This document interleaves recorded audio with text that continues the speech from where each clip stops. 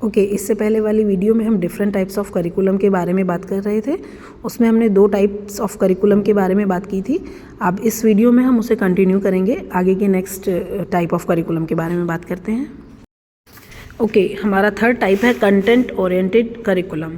Content oriented curriculum में क्या होता है? इसका मतलब है it is a type of curriculum in which more important is given to the content to be learner by the learner during an academic year. यानी कि यहाँ पर कंटेंट पर जोर दिया जाता है पूरे उनके एकेडमिक ईयर पर, जिसमें उन्हें एक्टिविटीज़ पर ध्यान नहीं देना है, उन्हें कंटेंट को कवर करने पर ध्यान देना है। और फोर्थ टाइप है activity oriented curriculum. Activity oriented curriculum में क्या होता है कि यहाँ पर एक्टिविटीज़ परफॉर्म करने पर ज़्यादा ध्यान दिया जाता है। कंटेंट के साथ साथ कंटेंट भी कंप्लीट करना है, लेकिन एक्टिविटीज़ भी परफॉर्म करनी है जो भी उनका एकेडमिक ईयर है। क्योंकि अगर हम करिकुलम की बात कर रहे हैं, जैसे कि मैंने बताया था, इसमें एकेडमिक्स और नॉन एकेडमिक्स दोनों तरीके की एक्टिविटी साथ में होती हैं। ठीक है, तो यहाँ पर content oriented curriculum and activity oriented curriculum. Next है product oriented curriculum. Product oriented curriculum, in this type of curriculum more importance is given to the result in written examination. यहाँ पर किसको इम्पोर्टेंस दिया जाता है? रिटन एग्जामिनेशन को, यानी कि प्रोडक्ट को, कि तुमने पूरा साल क्या लर्न किया है, क्या पढ़ा है, वो तुम्हें अब उन रिटन एग्जामिनेशन में लिखना है, फाइनल एग्जाम में लिखना है, और उसके बाद तुम्हारे क्या रिजल्ट आते हैं, इस पर ज़्यादा जोर दिया गया है। प्रोडक्ट पर ज़्यादा इंपॉर्टेंस दी गई है rather than the way used for learning something. Okay, next है process oriented curriculum.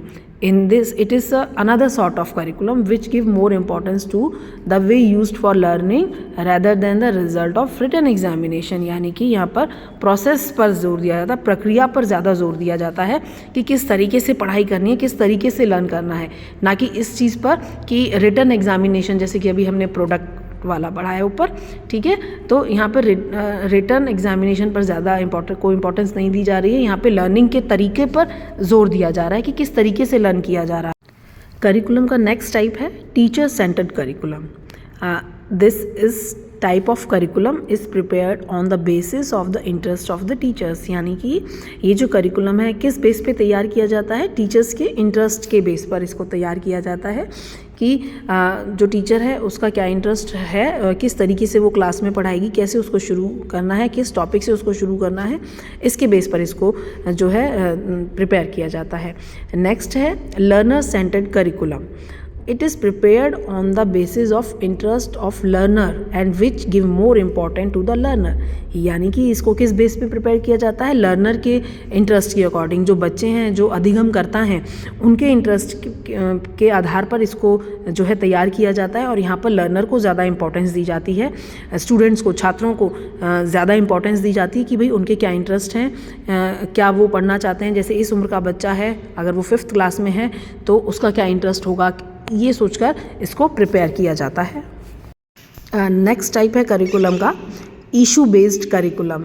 Issue based curriculum में क्या होता है? यहाँ पर लर्नर्स को अपॉर्चुनिटीज़ दी जाती हैं उनको, ताकि वो सोचें, विचार करें, डिस्कस करें। उनको इश्यूज़ दिए जाते हैं और फिर वो उस पर सोचते हैं, विचारते हैं। थिंकिंग पावर उनकी जो है वो बढ़ती है, और उस सोचने विचारने से या डिस्कस करने से के बाद वो किसी सॉल्यूशन को फाइंड आउट करते हैं, किसी समाधान पर पहुंचते हैं।